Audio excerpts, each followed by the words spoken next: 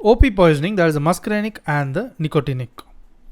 So firstly, we are looking at the muscarinic features. The muscarinic features, it affects the exocrine glands. Exocrine glands.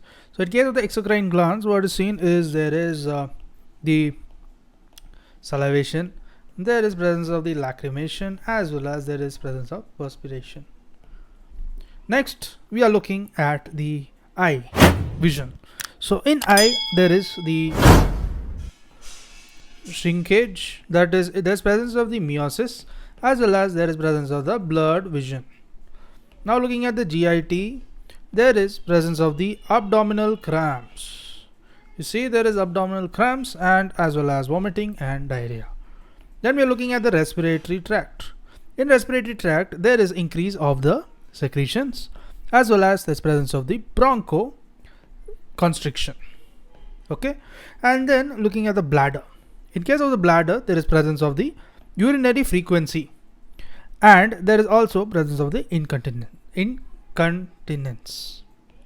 Next, we are looking at the heart, that is the CVS. In case of the CVS, it has presence of the bradycardia as well as presence of the hypotension. Then we are looking at the skeletal muscles.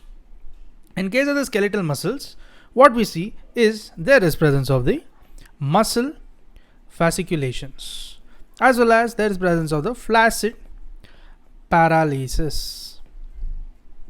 Next, so this skeletal muscle is the nicotinic effect.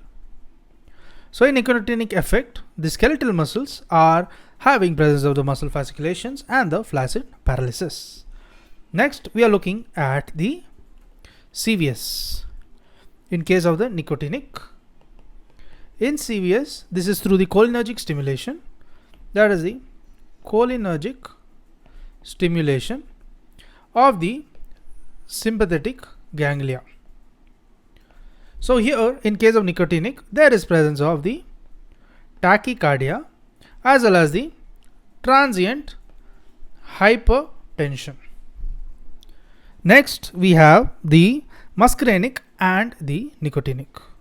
In case of the muscarinic and the nicotinic, so this involves the CNS. So in case of the CNS, it produces the dizziness. There can be lethargy, there can be fatigue, there can be the mental confusion can be present, as well as there is depression of the respiratory centers. Depression of the respiratory centers. And they can also ultimately lead to the convulsions and coma. So just to recap what we have done, we have seen the muscarinic effect. Muscarinic, we discussed about the exocrine glands, the eyes, the GI, the respiratory tract and the bladder, as well as the CVS and their respective roles. And in case of nicotinic, we saw about the action on the skeletal muscles as well as the CVS. And next, in the muscarinic and nicotinic, we looked at the CNS aspect of it.